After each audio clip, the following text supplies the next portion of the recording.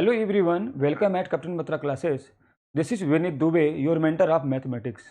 बच्चों आज हम आपसे बात करेंगे मैथमेटिक्स के सिलेबस के बारे में। हम लोग मैथमेटिक्स पढ़ने से पहले ये समझ लिया जाए कि एनडीए में मैथमेटिक्स में कौन कौन से टॉपिक पे प्रश्न बनते हैं।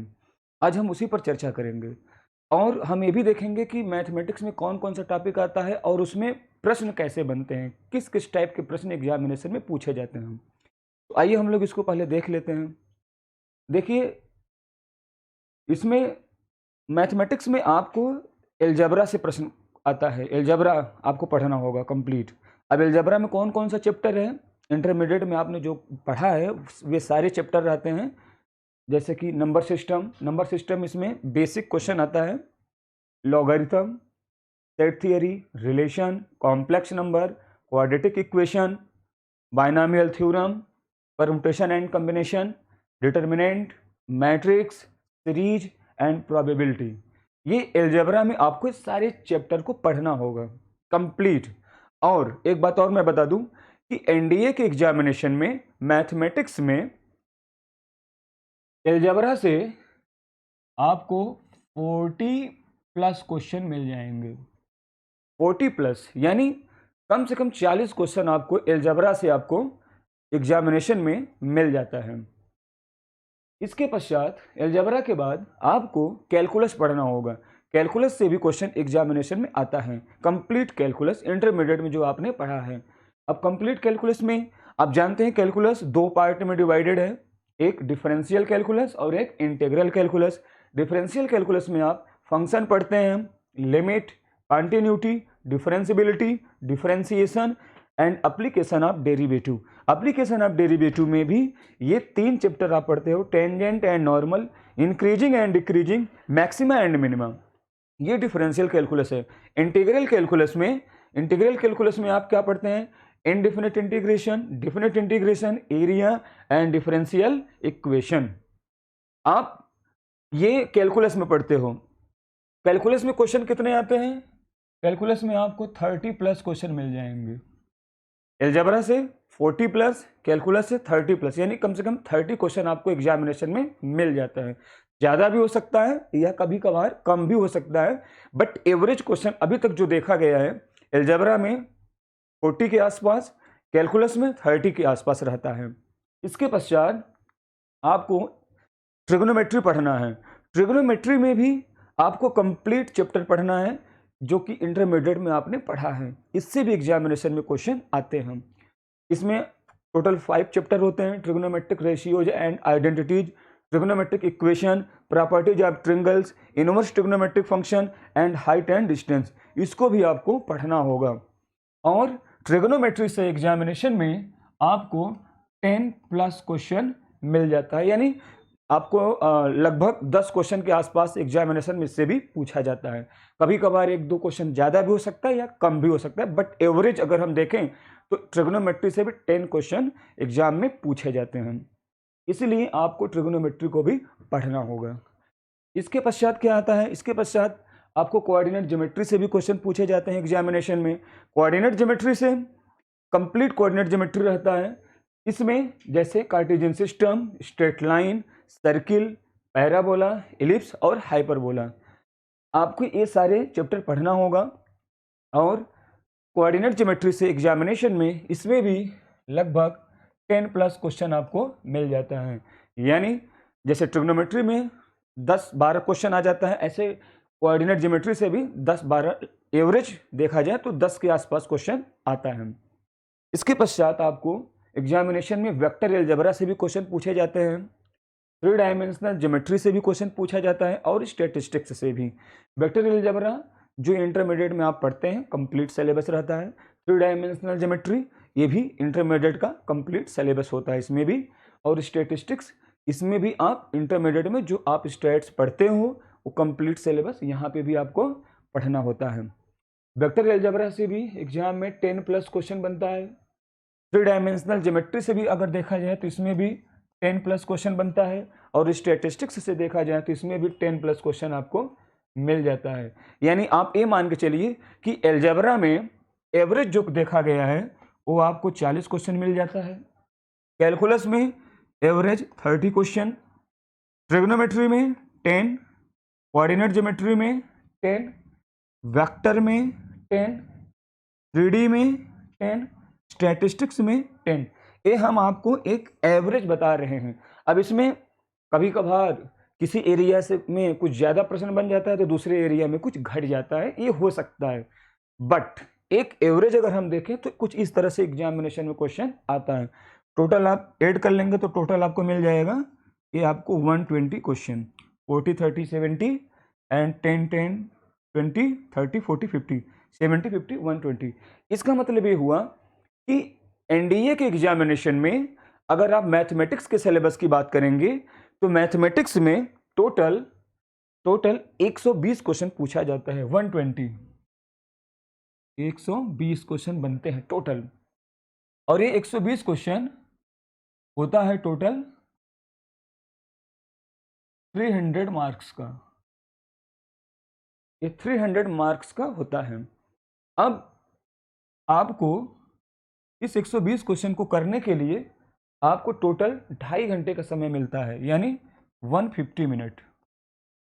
150 मिनट में आपको ये क्वेश्चन करना रहता है।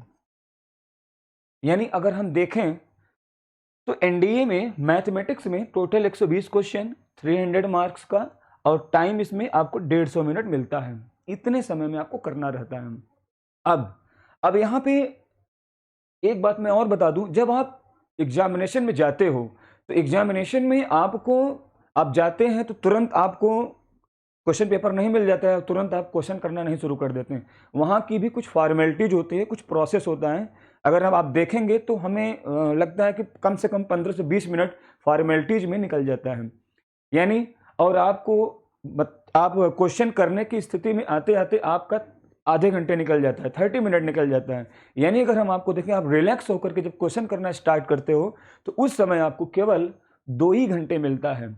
इसके अलावा आधे घंटे आपका निकल जाता है फॉर्मेलिटीज में। यानी इसका मतलब ये हुआ, देखा जाए तो एग्जामिनेशन में आपको टोटल जो आपको क्वेश्चन करने के लिए मिलता है वो 120 मिनट, यानी 2 घंटे का समय रहता है। 120 मिनट आपको सिर्फ मिलते हैं, केवल 120 मिनट। अब यहाँ पे देखिए प्रॉब्लम क्या होती है। टाइम 120 मिनट मिला आपको, और क्वेश्चन कितने करने हैं, 120 क्वेश्चन करना है, और ये 300 का होता है। यानी इसका मतलब ये हुआ कि आपके सामने 120 मिनट रहता है और क्वेश्चन भी आपको 120 आपको दिए रहते हैं। इसका मतलब ये हुआ कि आपको एक क्वेश्चन को करने के लिए सिर्फ 1 मिनट मिला, सिर्फ 1 मिनट। अब यहाँ पे होता क्या है, अब यहाँ पे विद्यार्थी प्रेशर में आ जाता है। वो क्या करता है, वो देखता है कि हमारे पास सिर्फ 120 मिनट है और 120 क्वेश्चन करना है, यानी एक क्वेश्चन पे हमें सिर्फ 1 ही मिनट मिला हुआ है। अब विद्यार्थी आ जाता है यहाँ पे प्रेशर में, उसके दिमाग में रहता है कि हम कैसे कर पाएंगे। अब होता क्या है, एग्जामिनेशन में आप कोई भी कॉम्पिटिटिव एग्जाम दीजिए, कोई भी कंपटीशन का एग्जाम दीजिए, एनडीए दीजिए, एयरफोर्स दीजिए, नेवी दीजिए, या और कोई भी एग्जाम दीजिए, तो मैं आपको एक बात बता दूं, क्वेश्चन जो दिया जाता है उसमें आपको टाइम एक क्वेश्चन को करने में सिर्फ 1 ही मिनट का मिलता है। लेकिन अब यहाँ पे समस्या ये है कि अब क्वेश्चन जो दिया जाता है वो कितने टाइप के क्वेश्चन दे सकता है। तो एग्जामिनेशन में जो क्वेश्चन देता है उसको आप याद रखिएगा। क्वेश्चन जो देता है वो कुछ प्रश्न ऐसे होते हैं, कुछ क्वेश्चन ऐसे होते हैं जिसको आपको करने में 1 मिनट लगता है, जिसको आप क्वेश्चन सॉल्व करने में आपको 1 मिनट का टाइम लगता है। लेकिन कुछ क्वेश्चन आपको इस 120 क्वेश्चन में आप देखेंगे पेपर में कि कुछ क्वेश्चन 1 मिनट में लग जाएंगे, कुछ क्वेश्चन आप देखते हैं उसको सॉल्व करेंगे तो आपको सॉल्व करने में 2 मिनट भी लग सकता है, 2 मिनट भी लग जाता है। अब यहाँ पे क्या होता है, विद्यार्थी घबरा जाते हैं, उनको टेंशन होता है कि यार हमें एक क्वेश्चन में हमने 2 मिनट लगा दिए, इसका मतलब हमारा सिलेक्शन नहीं हो सकता है, मैं क्वेश्चन नहीं कर सकता हूँ। वो घबरा जाते हैं, लेकिन वो एक बात भूल जाते हैं कि जिस क्वेश्चन पेपर में अगर 1 मिनट का क्वेश्चन है उसमें 2 मिनट का भी क्वेश्चन है, तो याद रखिएगा 1 मिनट के भी क्वेश्चन एग्जामिनेशन में पूछे जाते हैं, 2 मिनट के भी पूछे जाते हैं, और उसी पेपर में अगर आप ध्यान से देखेंगे तो आपको 30 सेकेंड वाले भी क्वेश्चन आपको दिखाई देंगे। 30 सेकेंड नहीं, आपको उसी पेपर में 20 सेकेंड वाले भी क्वेश्चन आपको दिखाई देंगे। यानी कुछ प्रश्न ऐसे भी होंगे जो 20 सेकंड में हो जाएगा। 20 सेकंड तो ज़्यादा है, कभी कभी कुछ ऐसे भी आपको क्वेश्चन दिख जाएंगे जो 10 सेकंड में भी हो सकता है। 10 सेकंड की बात करें हम, 10 सेकंड भी ज़्यादा है। कभी कभी ऐसे भी क्वेश्चन आ जाते हैं कि आप उसको सिर्फ 1 सेकंड में ही कर सकते हो, सिर्फ 1 सेकंड में। अब 1 सेकंड तो दूर की बात है, कभी कभी एग्जामिनेशन में ऐसे भी प्रश्न आपको देखने को मिलेंगे जो सिर्फ एक मोमेंट में सॉल्व हो सकते हैं। ओनली वन मोमेंट, सिर्फ एक मोमेंट। एक मोमेंट मतलब आपके आंखों की पलक गिरने और उठने में जितना टाइम लगता है वो एक मोमेंट कहलाता है। तो उस एक मोमेंट में भी आप क्वेश्चन को सॉल्व कर सकते हो, यानी आप क्वेश्चन को देखते ही आप ऑप्शन पर टिक कर सकते हो। इस बात को हमेशा याद रखिएगा। स्टूडेंट, होता क्या है कि विद्यार्थी घबरा जाते हैं। ओह, 1 मिनट का क्वेश्चन सॉल्व किए, तब तक उनके सामने क्वेश्चन ऐसा आ गया जिसमें 2 मिनट लग रहा है। लाख कोशिश कर लीजिए, कितने भी ट्रिक्स लगा लीजिए, कितने भी कॉन्सेप्ट लगा लीजिए, कितने भी फार्मूला लगा लीजिए, अगर वो 2 मिनट के वाला क्वेश्चन है तो 2 मिनट से कम में हो ही नहीं सकता। आपको 2 मिनट लगेगा ही लगेगा, आप कुछ भी कर लीजिए। अब यहाँ पे आपको अपना पैसेंस नहीं खोना है, घबराना नहीं है। अपने दिमाग में इस बात को रखना है कि अगर हमें यहाँ पे एक क्वेश्चन 2 मिनट का मिला है तो कहीं ना कहीं कुछ ऐसे भी क्वेश्चन हमें मिलेंगे जिससे ये हमारा जो 2 मिनट है ये बैलेंस होगा। यानी अगर 2 मिनट वाला अगर क्वेश्चन आपको मिला है तो आपको 1 सेकंड वाला भी क्वेश्चन जरूर मिलेगा, एक मोमेंट वाला भी क्वेश्चन मिलेगा, 20 सेकंड वाला भी क्वेश्चन मिलेगा, 10 सेकंड वाला क्वेश्चन भी मिलेगा। याद रखिए, यूपीएससी जब भी एग्जाम लेता है तो वो इस बात को भी ध्यान में रखता है। वो इस तरह से क्वेश्चन सेट नहीं करता है कि आपको हम 120 प्रश्न दे रहे हैं तो प्रत्येक प्रश्न को इस तरह से सेट कर दें हम कि वो प्रत्येक प्रश्न 1 ही मिनट में सॉल्व हो। ऐसा नहीं हो सकता है, ये इम्पॉसिबल है, असंभव है। ऐसा कोई भी नहीं है जो इस तरह से पेपर सेट कर दे कि प्रत्येक प्रश्न 1 मिनट से न ज़्यादा टाइम ले, न 1 मिनट से कम टाइम ले। हो ही नहीं सकता।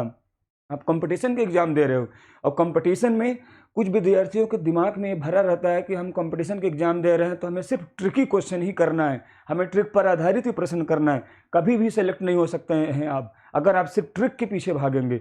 ऐसा नहीं हो सकता है। जरूरी नहीं कि हर प्रश्न के लिए ट्रिक बनाया जा सके, ये संभव ही नहीं है कि आप हर प्रश्न पर ट्रिक बना लें। नहीं, इस बात को अपने दिमाग से निकाल के फेंक दीजिए। अगर आपको सेलेक्ट होना है तो आपको पैसेंस रखना होगा। आप सिर्फ ट्रिकी क्वेश्चन से आप सिलेक्शन नहीं ले सकते हो, क्योंकि एग्जामिनेशन में जब भी एग्जाम में आपको जब एज ए कॉम्पिटिटर के रूप में आपका जब एग्जाम होता है तो उसमें एग्जामिनर आपको चेक करता है हर तरह से कि आपके अंदर कितना पैसेंस है, आप कितने आपके पास कितना नॉलेज है सब्जेक्ट का। सिर्फ ट्रिकी क्वेश्चन पर ही आधारित प्रश्न नहीं पूछा जाता है। उसमें आपको ध्यान रखना होगा कि एग्जामिनेशन में हमें 1 मिनट के भी क्वेश्चन मिलेंगे, 2 मिनट के भी मिलेंगे, 30 सेकंड के भी मिलेंगे। यहीं पे तो आपको पैसेंस देखना है।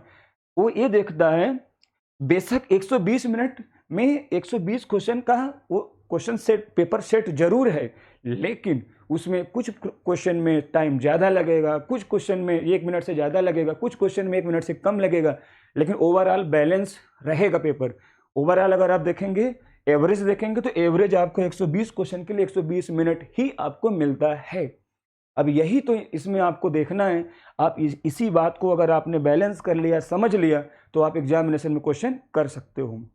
अब यहाँ पे एक प्रश्न ये उठता है कि सर हमें कैसे मालूम चलेगा कि जो दिया गया क्वेश्चन है वो 1 मिनट वाला है कि 2 मिनट वाला है कि 30 सेकंड वाला है कि 20 सेकंड वाला है, 10 सेकंड वाला है कि 1 सेकंड वाला है कि 1 मोमेंट वाला है। अगर इसको आपने समझ लिया तो याद रखिए आपके सिलेक्शन को कोई नहीं रोक सकता है।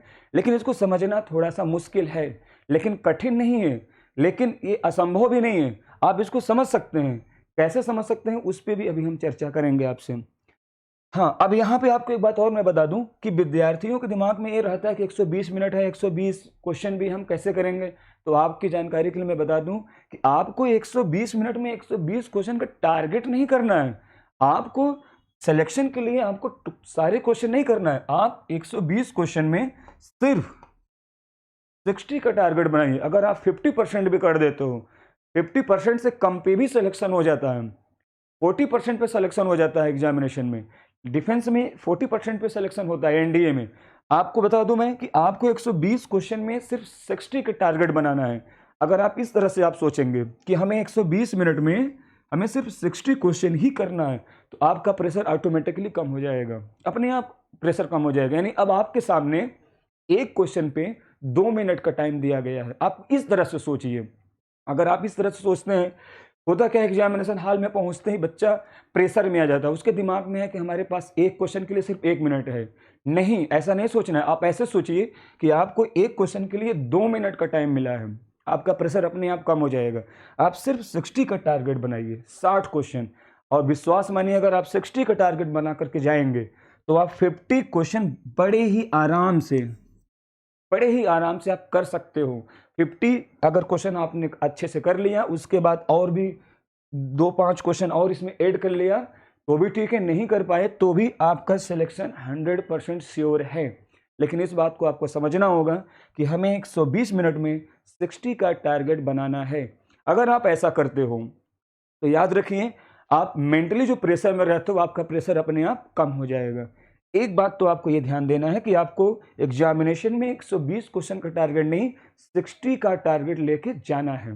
दूसरी बात, अब यहाँ पे एक बात और मैं बता दूं कि अब आपके दिमाग में ये होगा कि 60 क्वेश्चन का मैं टारगेट अगर बनाऊंगा तो आपने देखा कि एलजेब्रा से 40 क्वेश्चन, कैलकुलस से 30 क्वेश्चन, हम देखें तो 40 क्वेश्चन एलजेब्रा से और 30 क्वेश्चन कैलकुलस से, टोटल 70 क्वेश्चन हो गया। अब यहाँ पे विद्यार्थी एक गलती और करते हैं, उनको ये लगता है कि हम 60 का टारगेट अगर हमें बनाना है तो हम केवल एलजेब्रा एंड कैलकुलस को ही पढ़ लें, ट्रिग्नोमेट्री, वेक्टर, 3D स्टैटिस्टिक्स, इन सब चीज़ों को नहीं पढ़ते हैं।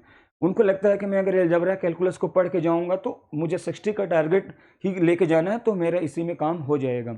या कुछ विद्यार्थी सोचते हैं कि मैं एलजेब्रा और कोऑर्डिनेट वेक्टर कर लूँ, यानी वो सारे चैप्टर पे ध्यान नहीं देते हैं, सारे टॉपिक पे ध्यान नहीं देते हैं, वे उन टॉपिक पे को ही सिर्फ पढ़ के जाते हैं जिससे उनको लगता है कि इतने में हम अपना क्वेश्चन कर पाएंगे। लेकिन एक बात तो भूल जाते हैं, जरूरी नहीं है कि जैसे मान लीजिए कि आपने अलजेब्रा बढ़िया से तैयार कर लिया, कैलकुलस तैयार कर लिया, लेकिन आप एग्जामिनेशन में गए हैं, बट क्वेश्चन वहां पे कुछ इस तरह से आ गया कि आप अलजेब्रा या कैलकुलस के सारे क्वेश्चन को अटेम्प्ट नहीं कर पाए, अब तो प्रॉब्लम आ जाएगा, अब आपका टारगेट पूरा नहीं हो पाएगा। इसलिए याद रखिए, आपको algebra, calculus, coordinate, vector, trigonometry, 3D and statistics, सारे टॉपिक को पढ़ना होगा, क्योंकि जरूरी नहीं है कि हर टॉपिक पे आप कमांड कर पाओ। आप हर टॉपिक को पढ़ के जाएंगे तो होगा क्या कि हर टॉपिक से अगर आप थोड़ा थोड़ा क्वेश्चन भी सेलेक्ट कर पाएंगे तो भी आप 60 का टारगेट बना पाएंगे। 1-2 टॉपिक पढ़ के जाएंगे, उसमें हो सकता है कि आप उसको अच्छे से पढ़ के गए, लेकिन क्वेश्चन आपका वहाँ पे जो आया उस तरह का क्वेश्चन आप नहीं पढ़े हो और क्वेश्चन नहीं कर पाएंगे तो समस्या हो सकती है। इसलिए आपको सारे टॉपिक को पढ़ना होगा, पहली बात। दूसरी बात, एक बात तो आप ये समझ लीजिए कि आपको 120 का नहीं 60 का टारगेट बनाना है। दूसरी बात जो कि बहुत ही महत्वपूर्ण, मैं आपको बात बताने जा रहा हूँ, एग्जामिनेशन में क्वेश्चन जो आता है वो कितने टाइप का हो सकता है। तो मैं आपको बता दूं, जो एग्जाम में क्वेश्चन आता है आपका, टाइप्स ऑफ प्रॉब्लम, ये कंपटीशन के एग्जामिनेशन में, एनडीए के एग्जामिनेशन में, एयरफोर्स और नेवी हो, उसमें भी आपको जो एग्जामिनेशन में क्वेश्चन आता है वो टोटल 5 प्रकार का क्वेश्चन आता है, 5 टाइप से आता है। पहला क्वेश्चन जो आता है वो बेस्ड ऑन फार्मूला, वो फार्मूला पर आधारित होता है, यानी उसमें आप कोई न ट्रिक लगेगा ना कोई कॉन्सेप्ट लगेगा, वहां पे कुछ नहीं, सिर्फ फार्मूला से ही क्वेश्चन सॉल्व हो जाएगा। आपने फार्मूला लगाया, क्वेश्चन सॉल्व हो गया। कुछ क्वेश्चन ऐसे होते हैं, जो दूसरा टाइप का क्वेश्चन होता है वो कॉन्सेप्ट बेस्ड होता है। कॉन्सेप्ट, उसमें कुछ स्पेशल कॉन्सेप्ट का प्रयोग किया जाएगा, तभी आप उस क्वेश्चन को कर पाएंगे। केवल फार्मूला से काम नहीं चलेगा, कॉन्सेप्ट आपका तैयार होना चाहिए। अब तीसरा टाइप का जो क्वेश्चन बनता है आपका, तीसरे टाइप के क्वेश्चन में आपका एक फार्मूला होता है बेस्ड, एक कॉन्सेप्ट बेस्ड होता है। Third, trick based, tricky question आता है, फार्मूला से लगाएंगे लग जाएगा बट उसमें टाइम ज़्यादा लगेगा, यानी कुछ प्रश्न जो होते हैं इस तरह से सेट किए होते हैं जिसमें ट्रिक का प्रयोग किया जाता है। अगर आप ट्रिक का प्रयोग नहीं करते हो तो उसमें टाइम ज़्यादा लग जाएगा। कुछ क्वेश्चन एग्जामिनेशन में आपको मिल जाएंगे फार्मूला बेस्ड हो गया, कॉन्सेप्ट बेस्ड हो गया, ट्रिक बेस्ड हो गया। कुछ प्रश्न होते हैं कॉमन सेंस, कुछ क्वेश्चन आपको कॉमन सेंस बेस्ड क्वेश्चन मिलेगा। कॉमन सेंस, अब कॉमन सेंस क्या है?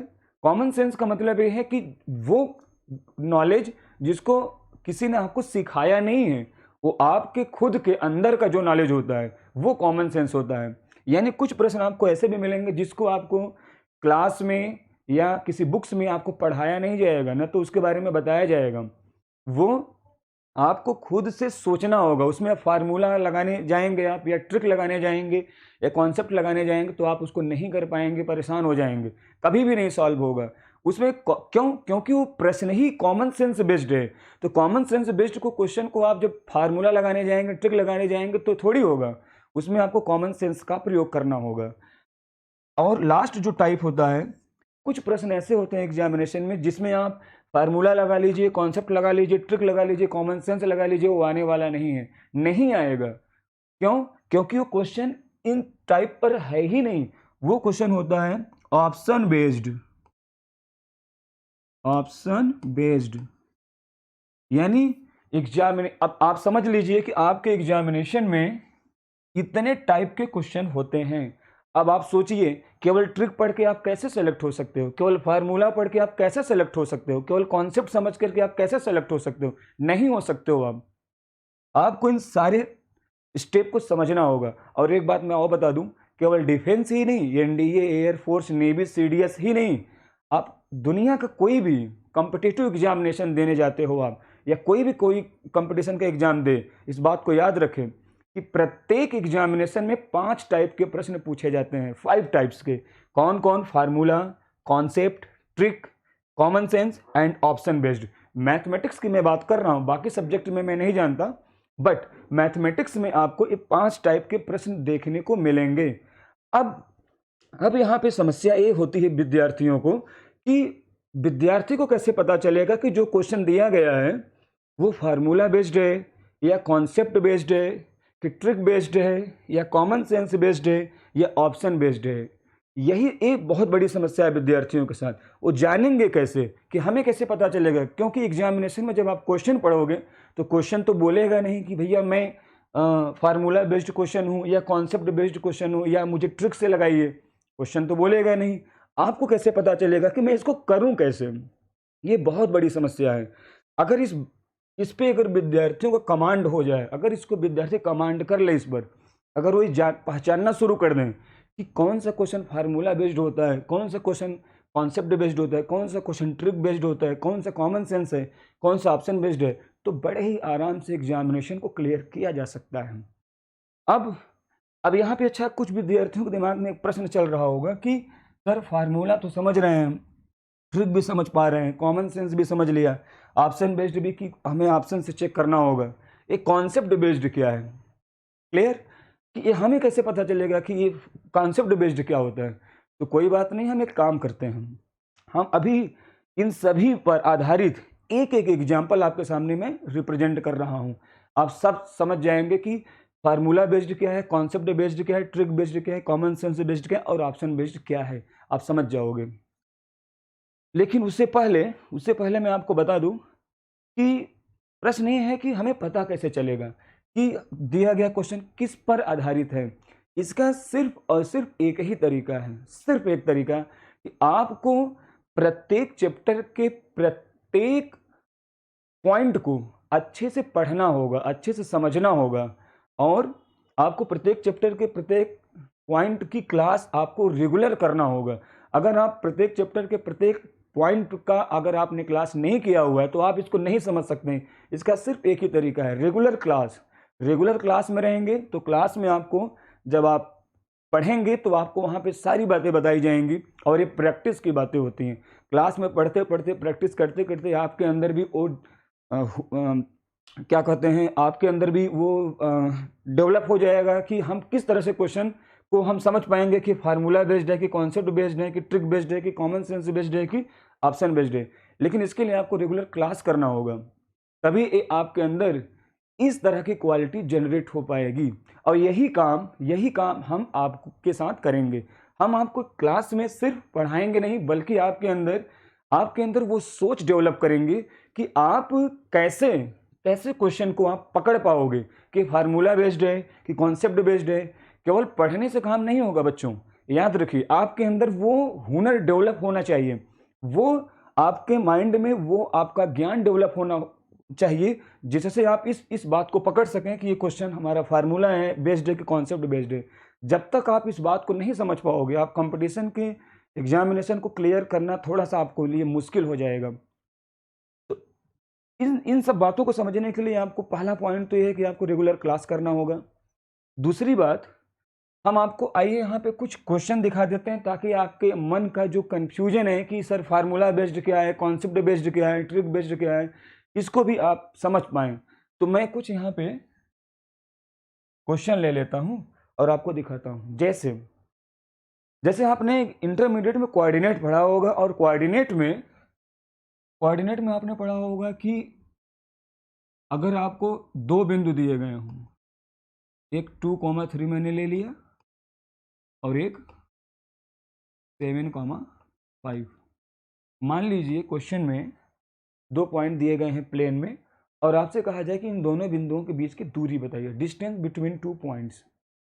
अब यहाँ पे इसको सॉल्व करने के लिए आपको कोई ट्रिक की जरूरत नहीं है, किसी कॉन्सेप्ट की जरूरत नहीं है, किसी कॉमन सेंस की जरूरत नहीं है, किसी ऑप्शन बेस्ड ऑप्शन से भी करने की जरूरत नहीं है। यहाँ पे सीधा सीधा सिंपल फार्मूला है, डिस्टेंस बिटवीन टू पॉइंट्स, दो बिंदुओं के बीच की दूरी। दो बिंदुओं के बीच की दूरी आप सभी लोग पढ़े होंगे, और आप लोग दो बिंदुओं के बीच की दूरी का फार्मूला लगा करके इन दोनों बिंदुओं के बीच की दूरी को निकाल लेते हो। कैसे?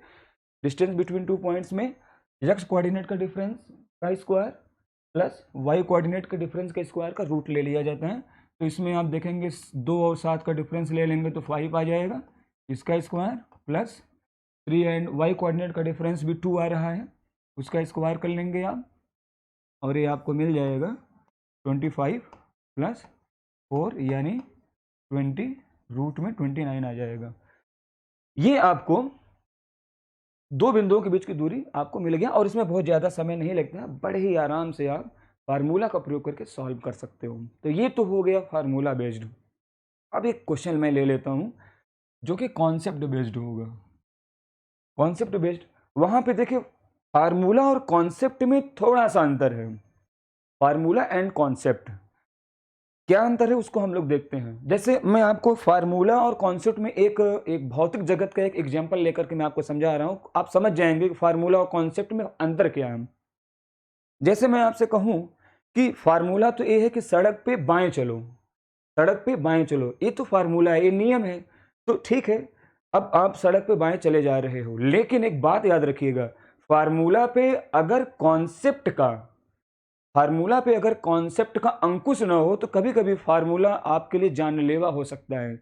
इसलिए इस बात को याद रखिएगा कि फार्मूला जानिए आप, बट उसके पीछे का कॉन्सेप्ट भी आप समझिए। कैसे? जैसे मान लीजिए नियम तो ये कि सड़क पे आप बाएं चलिए, तो ठीक है, हम फार्मूला तो यही है कि सड़क पे बाएं चलिए, तो आप सड़क पे बाएं चले जा रहे हो, लेकिन जरा सोचिए आप कि जिस सड़क पे आप बाएं चले जा रहे हो सामने बहुत बड़ा वहां पे गड्ढा है मान लीजिए, और उसमें पानी भी भरा हुआ है, अगर आप वैसे जाएंगे तो उसमें गिर भी सकते हैं, जान भी जा सकती है। लेकिन अब आपके दिमाग में ये भरा हुआ है कि मैंने तो फार्मूला पढ़ा है कि मैं सड़क पे बाएं ही चलूंगा, तो आप बाएं चले जा रहे हैं। लेकिन एक बात याद रखिए, फार्मूला पे भी कॉन्सेप्ट का अंकुश होना चाहिए। कॉन्सेप्ट का मतलब ये है कि आपको फार्मूला के साथ साथ ये भी ध्यान देना है कि हम जिस फार्मूले का प्रयोग कर रहे हैं कहीं वो हमारे लिए घातक तो नहीं है। यानी आप चले जा रहे हो, बट अपने बुद्धि विवेक का भी प्रयोग करिए कि जब वहां पे गड्ढा है तो हमें वहां पर राइट होना पड़ेगा। ये अब यहाँ पे आप वहां पे गड्ढा देख करके जो राइट हो रहे हो, यही कॉन्सेप्ट है।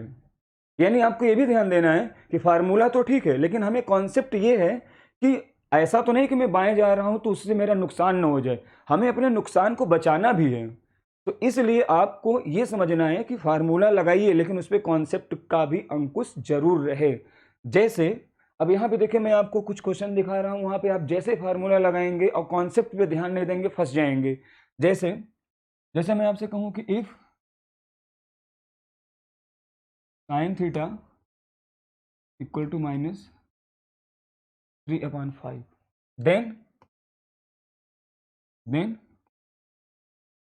कॉस थीटा इक्वल टू, अब यहाँ पे मैंने एक ऑप्शन दे दिया 4/5, दूसरा मैंने दे दिया -4/5, तीसरा +-4/5 एंड डी दे दिया 4/5 और -4/5। इस तरह से मैंने दे दिया।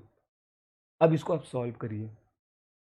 तो मुझे पूरा विश्वास है कि 90% विद्यार्थी यहाँ पे फार्मूला का प्रयोग करेंगे और अपना दिमाग लगाएंगे और उनके सामने सिर्फ एक ही फार्मूला आएगा कि sin square theta plus cos square theta equal to 1 लगा दिया। अब साइन थीटा की वैल्यू -3/5 है तो यहाँ पे 9/25 हो गया, प्लस cos स्क्वायर थीटा कर दिया इस तरह से, और ये हो गया 1। अब यहाँ से cos स्क्वायर थीटा की वैल्यू क्या हो जाएगा? cos स्क्वायर थीटा की वैल्यू यहाँ से हो जाएगा, यहाँ पे cos स्क्वायर थीटा था और यहाँ से हो जाएगा cos square theta equal to 1 - 9/25। तो 25 में से 9 अगर हम हटा देंगे तो यहाँ पे हमें मिल जाएगा 16/25, इस तरह से आ जाएगा। यानी इसका मतलब ये हुआ कि cos थीटा की वैल्यू ±4/5, ये इस तरह से उन्होंने निकाल लिया। यानी 90% विद्यार्थियों का जो रिजल्ट आएगा वो ऑप्शन सी आएगा। क्यों? क्योंकि उन्होंने फार्मूला लगा दिया और वो जानते हैं कि फार्मूला होता है तो वो लगा दिए। और एक बात याद रखिएगा, एग्जामिनेशन में जब कभी भी कोई एग्जामिनर कोई भी क्वेश्चन सेट करता है तो उस क्वेश्चन को सॉल्व करते समय कोई भी विद्यार्थी जितनी गलतियां कर सकता है, जितने टाइप की गलतियां कर सकता है, उन टाइप के गलतियों के पश्चात जो आंसर आ सकता है वे सारे आंसर भी ऑप्शन में रहता है और एक ऑप्शन राइट वे में जाकर के जो आंसर मिलता है वो भी रहेगा। यानी एक सही तरीके से जाकर के जो आंसर मिलता है वो भी आंसर रहता है और उस क्वेश्चन को सॉल्व करने में जितनी गलतियां कर सकता है विद्यार्थी, उन गलतियों से जो आंसर आता है उनको भी ऑप्शन में दे देता है। क्यों? क्योंकि मालूम है, एग्जामिनर को मालूम है कि एग्जामिनेशन में विद्यार्थी के पास इतना टाइम नहीं होता है कि किसी क्वेश्चन को सॉल्व करने के पश्चात उसको फिर से रीचेक करें। वो सॉल्व करेगा या तो सही तरीके से करेगा या तो गलत तरीके से। सही तरीके से करेगा तो भी उसको आंसर दिखाई पड़ेगा, गलत तरीके से करेगा तो भी उसको आंसर दिखाई पड़ेगा। क्यों?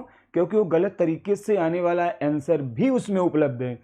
अब विद्यार्थी क्या करेगा? सॉल्व किया, गलत तरीके से गया, आंसर मिल गया, जैसे हमने सॉल्व किया +-4/5 मिल गया। अब हम रीचेक करने नहीं जाएंगे, +-4/5 ऑप्शन में है तो विद्यार्थी 100% श्योर हो जाता है कि अगर +-4/5 मेरा आंसर आया है और ऑप्शन में भी दिया है तो इसका मतलब ये है कि हमारा आंसर सही है। वो ये विचार नहीं करता है कि हो सकता है कि गलत तरीके से +-4 आया हो और उसको भी ऑप्शन में दिया गया है, इस बात को भूल जाता है। लेकिन याद रखिएगा, गलत प्रोसेस से भी आप जाएंगे उससे भी जो आंसर बनता है वो भी ऑप्शन में रहता है, सही प्रोसेस वाला भी रहता है। तो आपने तो कर दिया, लेकिन एक बात याद रखिए, ये गलत है, ये गलत है आपका। इस तरह से अगर आप सॉल्व करेंगे तो आपका जो आंसर +-4/5 आया हुआ है ये आपका रॉन्ग है। अब आपके अंदर घबराहट होगा कि यार मैंने तो सब कुछ सही किया तो गलत कहाँ है। इसमें कुछ विद्यार्थी एक काम और करते हैं, वो अपना दिमाग लगाते हैं। 90% तो इस तरह से कर देते हैं। 5% विद्यार्थी करेंगे क्या? वो तुरंत राइट एंगल ट्रायंगल बना लेंगे इस तरह से, परपेंडिकुलर अपॉन हाइपोटेनस करेंगे। परपेंडिकुलर में उनको दिखाई देगा -3, हाइपोटेनस में दिखाई देगा 5। अब इसके पश्चात वे क्या करेंगे, यहाँ पे -3 लिख देते हैं, यहाँ पे 5 लिख देंगे, फिर यहाँ से बेस निकालेंगे। अब बेस में क्या आएगा, तो बेस में पाइथागोरस थ्योरम से उनको बेस मिल जाएगा यहाँ पे 4 निकाल दिया। अब वे क्या करेंगे, उनको मालूम है cos theta equal to base upon hypotenuse, तो इसका मतलब ये हुआ बेस अपन हाइपोटेनस मतलब 4/5, तो 4/5 बता देंगे वो, 4/5 आ गया।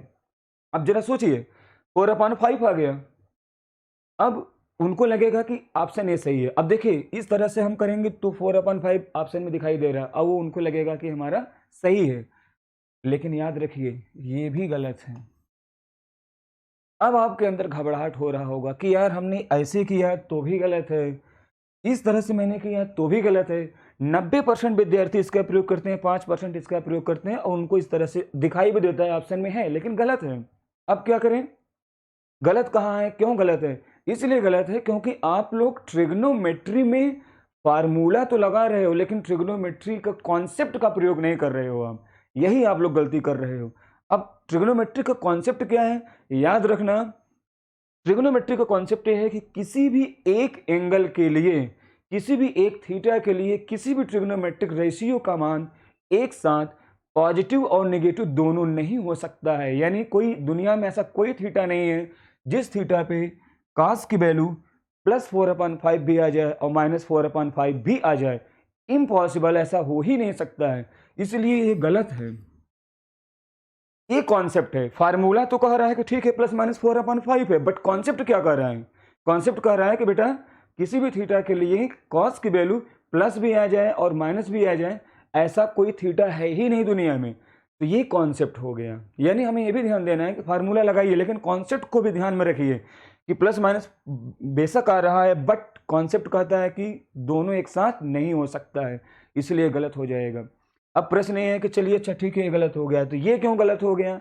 इसलिए गलत हो गया क्योंकि हमने सिर्फ यहाँ पे बेस, हाइपोटेनस और परपेंडिकुलर के बेस पे निकाल दिया।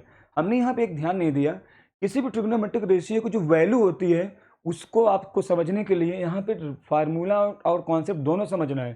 साइन थीटा की वैल्यू -3/5 है, इसको सॉल्व करने के लिए हमने राइट एंगल ट्रिंगल बना दिया। याद रखना कभी भी लेंथ नेगेटिव नहीं होता है। यहाँ पे हम ये -3/5 नेगेटिव और न्यूमेरिकल वैल्यू दो अलग अलग चीजें हैं। किसी भी ट्रिग्नोमेट्रिक रेशियो की वैल्यू में उसका साइन और उसका न्यूमेरिकल वैल्यू, इन दोनों का अलग अलग मीनिंग होता है। न्यूमेरिकल वैल्यू से हम सिर्फ राइट एंगल ट्रिंगल में यूज करते हैं, यानी 3/5 का मतलब यहाँ पे 3 हो जाएगा, यहाँ 5 हो जाएगा और यहाँ पे 4 आ जाएगा। नेगेटिव क्या कहता है? नेगेटिव का क्या मतलब है? नेगेटिव का मतलब ये है, उसको हम आपको दिखा देते हैं कि नेगेटिव का क्या मतलब है।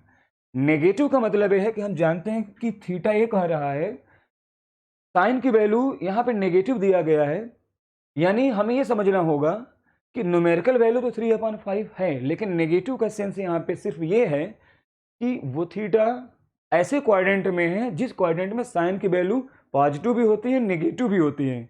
अब हमें ये समझना होगा कि साइन का मान किस किस क्वाड्रेंट में पॉजिटिव होती है, किस किस क्वाड्रेंट में नेगेटिव। तो याद रखना, आप रूल पढ़े होंगे एक्स ACTS से, इसमें आप जानते हैं यानी 0 से 90 डिग्री के बीच में सारे रेशियो पॉजिटिव होते हैं, 90 से 180 के बीच में साइन और कोसेक पॉजिटिव रहेगा, बाकी नेगेटिव।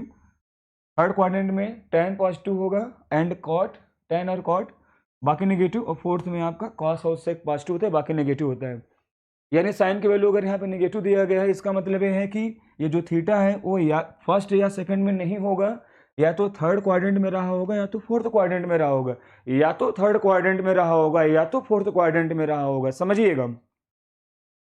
अब प्रश्न ये है कि या तो थर्ड क्वाड्रेंट में रहा होगा या तो फोर्थ क्वाड्रेंट में रहा होगा, तो दोनों में तो एक साथ होगा नहीं, या तो थर्ड में होगा या तो फोर्थ में होगा।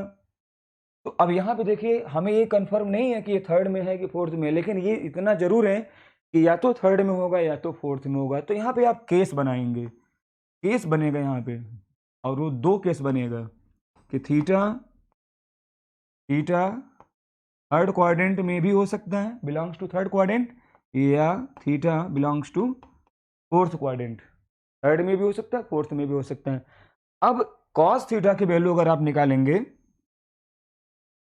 तो कॉस थीटा की वैल्यू किसी भी ट्रिग्नोमेट्रिक रेशियो का मान निकालने के लिए आपको दो बातें ध्यान में रखना होगा, उसकी न्यूमेरिकल वैल्यू क्या है और उसका साइन क्या होना चाहिए। ये दो बातें आपको समझना होगा। तो न्यूमेरिकल वैल्यू तो आपको मिल जाएगा 4/5, साइन क्या होगा, पॉजिटिव कि नेगेटिव। अब थर्ड क्वाड्रेंट में होगा तब तो नेगेटिव आएगा, और अगर थीटा फोर्थ में होगा तो पॉजिटिव आएगा। तो हम यहाँ पे चूंकि दो केस है, तो अगर थर्ड में है तो इसको ये नेगेटिव साइन के साथ आएगा, या फोर्थ में होगा तो ये पॉजिटिव साइन के साथ आएगा आंसर।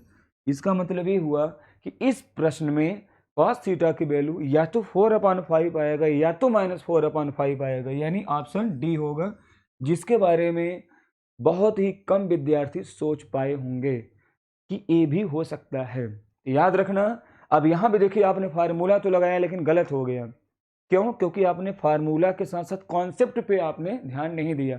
कॉन्सेप्ट पे ध्यान दिया होता तो आप इसको बड़े ही आराम से कर लेते। तो यही आपको ध्यान देना है कि ये प्रश्न जो था वो कॉन्सेप्ट बेस्ड था, यही आपको मुझे समझाना था। तो आपने देखा कि यहाँ पे फार्मूला बेस्ड आपने देखा, कॉन्सेप्ट बेस्ड देखा।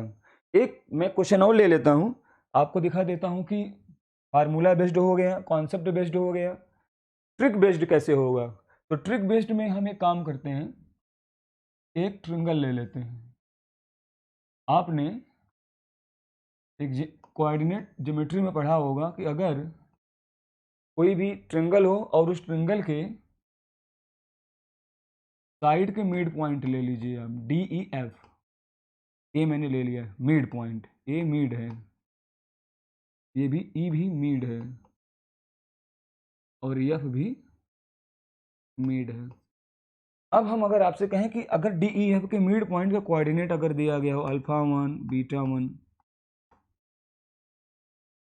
इसका कोऑर्डिनेट दिया गया हो α2 β2 और थर्ड में दिया गया हो α3 β3, इस तरह से दिया गया हो, और आपसे कहा जाए कि आप ए बी और सी का कोऑर्डिनेट बताइए अगर इस ट्रिंगल के साइड के मिडिल पॉइंट का कोऑर्डिनेट पता हो तो अब यहाँ पे देखिए, अगर आप फार्मूला से जाओगे, फार्मूला लगाओगे, तो आपको मालूम है फार्मूला से अगर आप जाएंगे तो फार्मूला तो आपका ये कहता है कि इसको हम मान लें x1 y1, इसको हम मान लें x2 y2 और इसको हम मान लें x3 y3। ऐसे मान लें, इसको हमने x1 y1 मान लिया, इसको हम x2 y2 मान लिए, इसको हम x3 y3 मान लिए, ठीक है, मान लिया। अब इसके बाद फार्मूला से आप दो बिंदुओं के मिड पॉइंट का कोऑर्डिनेट का आप फार्मूला लगाएंगे, दो बिंदुओं के मिड पॉइंट के फार्मूला का प्रयोग करेंगे, दो बिंदुओं के मिड पॉइंट को निकालने का फार्मूला का प्रयोग कर देंगे हम। ऐसा करेंगे तो आप देख रहे हैं कि यहाँ पे x1 + x2/2 की वैल्यू α3 हो जाएगा, y1 + y2/2 की वैल्यू β3 हो जाएगा। दो इक्वेशन इधर से बनेगा, दो यहाँ से बनेगा, दो यहाँ से बनेगा, 6 इक्वेशन। फिर उसको हम सॉल्व करते हैं तो हमें ए बी और सी का कोऑर्डिनेट मिलता है। ये फार्मूला से चलेंगे तो, लेकिन टाइम लगेगा, आप इसको समझ सकते हैं, इंटरमीडिएट में आपने किया होगा। अब यहाँ पे देखिए, ये क्वेश्चन अगर एग्जाम में आता है तो अगर आप फार्मूला से चलेंगे तो टाइम ज़्यादा लगेगा, क्योंकि ये फार्मूला बेस्ड क्वेश्चन नहीं है, ये ट्रिकी बेस्ड क्वेश्चन है। आप ट्रिक से कर ही नहीं रहे हो, आप फार्मूला लगा रहे हो, तो टाइम तो लगना है ना। अब प्रश्न है कि ट्रिक क्या लगेगा इसमें, तो ट्रिक की जानकारी रहेगी तभी तो आप करेंगे। तो ट्रिक इसमें यह लगता है, ध्यान से समझिएगा, जैसे अगर हमें बी का कोऑर्डिनेट निकालना है, सपोज दैट बी का कोऑर्डिनेट निकालना है, तो इसमें ट्रिक ये है कि किसी भी ट्रिंगल के अगर साइड के मिड पॉइंट पता हो और हमें वर्टिसेस का कोऑर्डिनेट निकालना हो तो बहुत ही सुंदर सा ट्रिक है। बी चाहिए तो बी के अगल और बगल आप देख लीजिए कौन सा कोऑर्डिनेट आपको दिखाई दे रहा है। आपको बी के अगल बगल डी और एफ दिखाई दे रहा होगा, जो अगल और बगल में है उनको आप ऐड कर दीजिए, डी और एफ को ऐड कर दीजिए, और सामने वाले पॉइंट को जो आपको दिखाई पड़ रहा है उसको आप सब्ट्रैक्ट कर दीजिए, डी + एफ - ई। आपको बी का कोऑर्डिनेट मिल जाएगा तुरंत। सी का कोऑर्डिनेट चाहिए, सी के कोऑर्डिनेट के लिए अगल और बगल कौन है, डी और ई है, तो डी + ई कर दिया। सामने कौन है, एफ, तो एफ को हटा दिया, हमें सी मिल गया। ए के अगल बगल कौन है, ए के अगल बगल हमें ई और एफ दिखाई पड़ रहा है, ई और एफ को मैंने जोड़ दिया। और सामने कौन है, सामने हमें दिखाई पड़ रहा है डी, आप डी को हटा दीजिए, आपका ए आ गया। अब यहाँ पे अगल बगल को जोड़ना और सामने को घटाने का मतलब कि अगर आपको बी का एक्स कोऑर्डिनेट चाहिए तो आप डी और एफ का एक्स कोऑर्डिनेट जोड़ेंगे, यानी α1 + α3, और ई का एक्स कोऑर्डिनेट घटाएंगे, यानी α2 घटा दीजिए, ये आपको बी का एक्स कोऑर्डिनेट आ गया। वाई कोऑर्डिनेट के लिए आप डी और एफ के वाई कोऑर्डिनेट को ऐड करिए, यानी β1 + β3, और ई के वाई कोऑर्डिनेट को हटा दीजिए, यानी β2 हटा दिया, हमें बी प्राप्त हो गया। ऐसे ही आप सी और ए को निकाल सकते हैं बहुत ही कम समय में।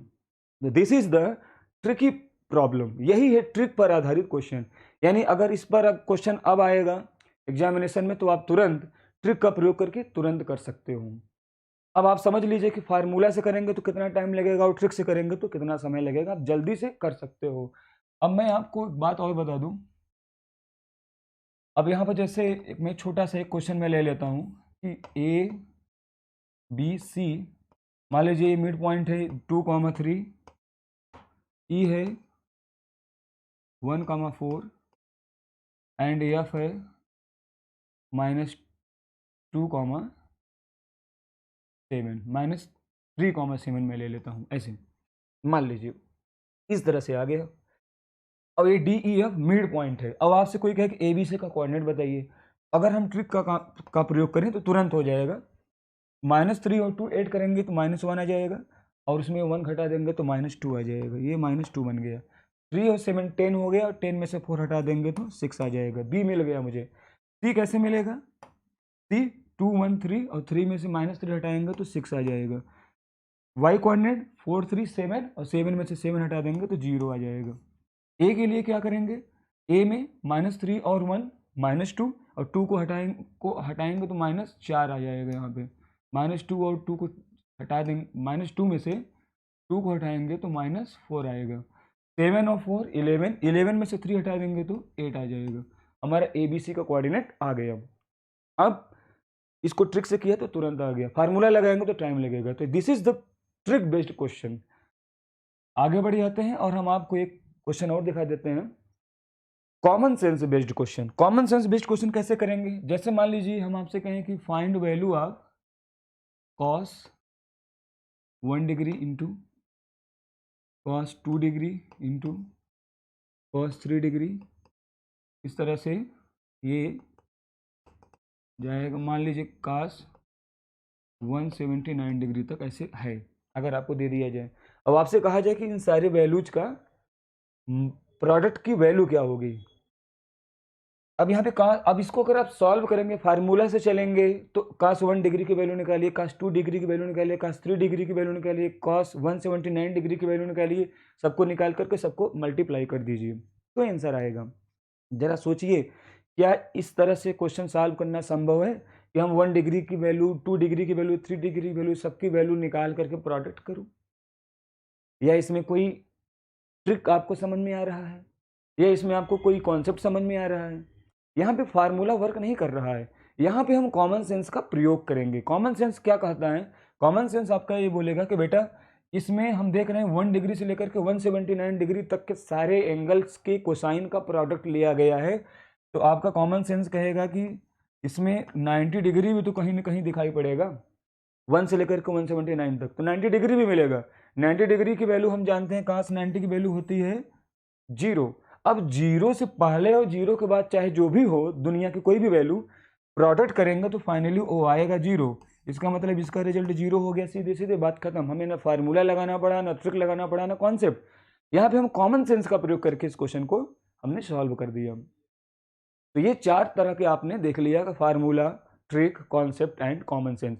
अब बच जाता है ऑप्शन बेस्ड। तो ऑप्शन बेस्ड क्वेश्चन हम जब आप लोगों को मैथमेटिक्स में जब क्वेश्चन सॉल्व कराएंगे तो वहाँ पे ऑप्शन बेस्ड क्वेश्चन आपको हम दिखाएंगे, क्योंकि अब उसके लिए हमें एक क्वेश्चन लेना पड़ेगा और आपको दिखाना पड़ेगा कि देखिए इस क्वेश्चन को हम ऑप्शन से कैसे करेंगे। तो उसको हम जब आप मैथमेटिक्स की क्लास करेंगे, वहाँ पे जब क्वेश्चन हम लोग करेंगे तो वहाँ पे आपको ऑप्शन से हम क्वेश्चन कैसे सॉल्व करते हैं उसको हम दिखाएंगे। तो ये मैंने आपको दिखा दिया कि एग्जामिनेशन में कितने टाइप के क्वेश्चन आते हैं, टोटल 5 टाइप के, कैसे करना है, कितने कितने टाइम के होते हैं।